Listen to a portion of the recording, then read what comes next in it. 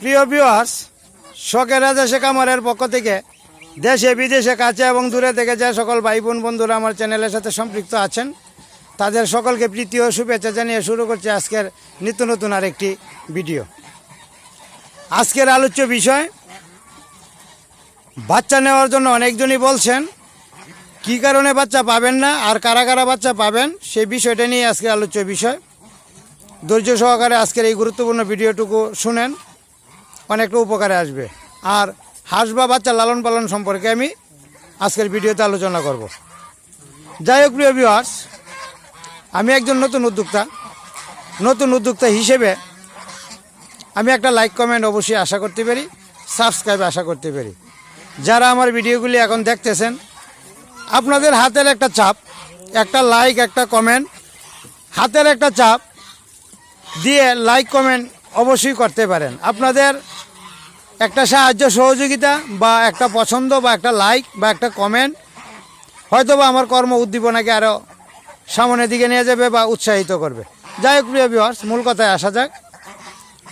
এই মাসের 22, 23, 24 3 দিনের ভিতরে আমার এই যে প্রথম বীজের যে বাচ্চাটা এটা উঠবে, কিন্তু একটু অসুবিধা আছে। অসুবিধাটা হইলো আমি বড় হাঁসটা যে জায়গায় রাখতেছি এই জায়গায় আমি বাচ্চাটাকে বা হাঁসটাকে আমি উমে বসাইতে পারি না, জায়গা স্বল্পতার কারণে। দেখেন আমার খামারের এই পাশে এই যে পানি, আবার এই পাশে এই যে নদী, এই যে পানি, অর্থাৎ নদীর পাড়ের মধ্যে আমার হাঁসটা রাখার জন্য আমি ঘরটা তৈরি করেছি। এই যে ঘরটা তৈরি করেছি, এটা কলা বাগান, আর এইদিকে কিন্তু প্রচুর পানি, এই যে দেখেন হাওর, এই যে প্রচুর পানি, আবার এইদিকেও প্রচুর পানি, এই যে দেখা যায়, এই যে প্রচুর পানি। এটার মাঝখানে যে অংশটা, এইখানে আমি হাঁসটা রাখতেছি। এখন এইখানে আমি যদি হাঁসটাকে এই উমে বসাই তাহলে আমার জায়গা স্বল্পতা দেখা যায়। জায়গা স্বল্পতার কারণে আমি উমের হাঁসটাকে বসাইছি, আর এখানে যে জায়গায় বসাইছি এই জায়গায় ভিডিও করা বা ভিডিও করে দেখানোর মতো পরিবেশ বা পরিস্থিতি কোনোটাই নেই।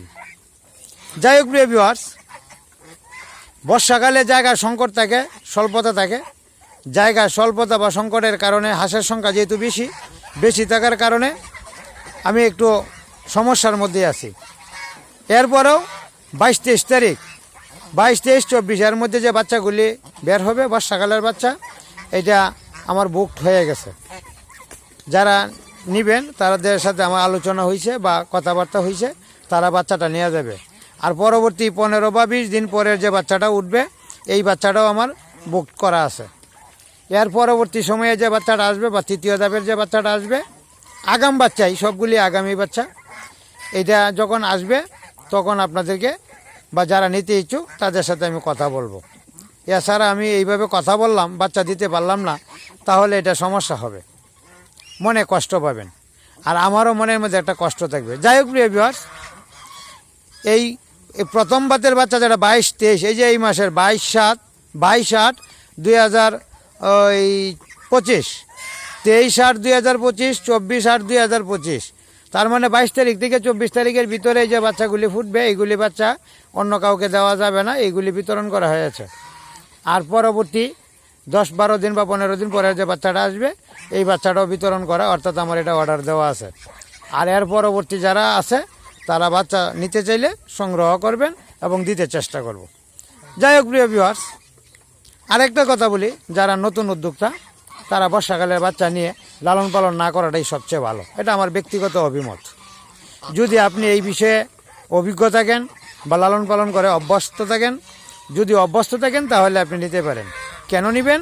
বর্ষাকালে লালন পালন করতে গেলে অনেকটা রিস্কের উপরে বাচ্চাটাকে লালন পালন করতে হয়। 1 নম্বর, ঘাসের সংকট থাকে, ঝড় বৃষ্টি থাকে, বৃষ্টিতে ভিজানো যাবে না, কখন ভিজাতে হবে কখন ভিজাতে হবে না বা যাবে না, এই বিষয় নিয়ে আপনার একটা পরিপূর্ণ ধারণা থাকতে হবে। আর টিকা সম্পর্কেও আপনার একটা ধারণা থাকতে হবে। যদি এই বেসিক ধারণাটুকু থাকে তাহলে আপনি বর্ষাকালে বাচ্চা নিয়ে লালন পালন করেন।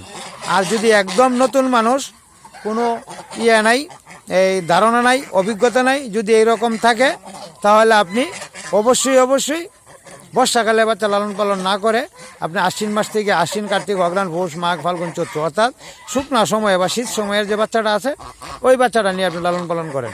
এতে করে আপনি লাভবান হবেন, এই কোনো সমস্যার সম্মুখীন হবেন না, হওয়ার কথা না।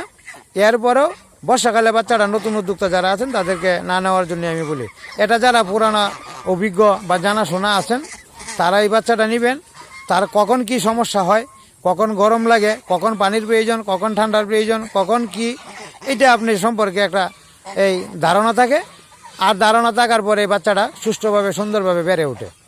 আর যারা নতুন মানুষ হয়তোবা নিলেন ভাদ্র মাসের দিন, প্রচুর গরমের কারণে হয়তোবা আপনি এই বাচ্চাটাকে ফ্যান দিতে পারলেন না, বাতাস দিতে পারলেন না, হয়তোবা স্ট্রোক করতে পারে, সমস্যা হইতে পারে, ডায়রিয়া বা কলেরা হইতে পারে। আবার দুবরা ঘাস খাওয়াইতে হবে, দুবরা ঘাস পাইলেন না, কোনো ঘাস খাওয়াইলেন না, বাচ্চাটা বাড়বে কম, বা ফিট খাবার দিতে পারলেন না, কখন দিবেন, কিভাবে দিবেন। অর্থাৎ এই বর্ষাকালের বাচ্চাটা একটু রিক্সের মধ্যে থাকে এবং অভিজ্ঞ লোকের জন্য সবচেয়ে ভালো। আর অভিজ্ঞ লোক ছাড়া আপনার না নেওয়াটাই সবচেয়ে ভালো। এটা আমি আমার ব্যক্তিগত অভিমত আপনাদেরকে জানালাম। যাই হোক প্রিয় ভিউয়ার্স, হাঁসের ব্যাপারে আর একটু বলি। যে হাঁসগুলি এখন উমে বসছে, এইগুলি কিন্তু আবার 1 মাস বা 25 দিন বা 24 দিন বা 30 দিন থেকে উঠার 15 থেকে 25 দিনের ভিতরে আবার ডিমে আসবে। তবে খাদ্য তালিকায় খাদ্যটা একটু বেশি পরিমাণে দানাদার খাদ্যটা দিতে হবে। আর আমি উমে যখন বসছে, উমের মধ্যেও আমি পর্যাপ্ত পরিমাণে খাদ্য দিয়ে থাকি এবং এটার সাথে আমি হালকা ফিট খাবারও দিয়ে থাকি।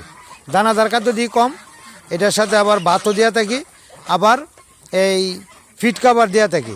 এতে করে অনেকটাই স্বাস্থ্য ঠিক থাকে, নষ্ট হয় না। আর বাচ্চা নিয়ে ওঠার পরে আবার সাথে সাথেই ফিট খাবারের মধ্যে রাখবেন, পরবে ফ্যানসারটি ভিজাইবে, তাহলে এটা সবচেয়ে ভালো হবে। এই বিষয়টুকু যদি আপনারা লক্ষ্য রাখতে পারেন, দিতে পারেন, তাহলে আবার ডিমে আসবে। যাই হোক প্রিয় ভিউয়ার্স, আমি আমার অভিমতগুলো পেশ করলাম, আর বাকিটা আপনাদের ইচ্ছা। আর একটা বিষয় বলি, আমাকে এক ভাই প্রশ্ন করছেন যে, যাই হোক প্রিয় ভিউয়ার্স, কথা বলতে বলতে অনেক কথাই তো বলে ফেললাম। আপনাদের মতামতগুলি আমাকে কমেন্টে জানাবেন, বলবেন। গতকালকেও 4-5 জনে আমাকে এই হোয়াটসঅ্যাপে কথা বলছেন বাচ্চা নেওয়ার জন্য। আরেক ভাই কথা বলছেন হাঁস নেওয়ার জন্য। হাঁস আমার এখান থেকে নিলে দাম একটু বেশি লাগবে। এটা কারণটা হলো হাঁসের রং, চেহারা, কালার দেখে দিবেন দাম, একটা বিষয়। 2 নম্বর বিষয়টা হচ্ছে আগাম ডিম পারবে এবং 3 বারে ডিম দিবে এই বছর। যাই হোক প্রিয় ভিউয়ার্স, কথা বলতে বলতে অনেক কথাই বলে ফেললাম। এখন সন্ধ্যা হয়ে গেছে, প্রায় অন্ধকার, আজান পড়ে গেছে। এরপরে হাঁসগুলি কেমন গোলা গোলা দেখা যাচ্ছে। দিনের বেলা, কালকে শুক্রবার, দিনের বেলা ভিডিও হবে, দেখাবো। এই পর্যন্ত ভালো থাকবেন, সুস্থ থাকবেন। আর আপনারা সবাই আমার জন্য এবং আমার খামারের হাঁসগুলির জন্য দোয়া করবেন, যাতে সুস্থ থাকে, ভালো থাকে, আমিও যাতে সুস্থ থাকি, ভালো থাকি। ধন্যবাদ।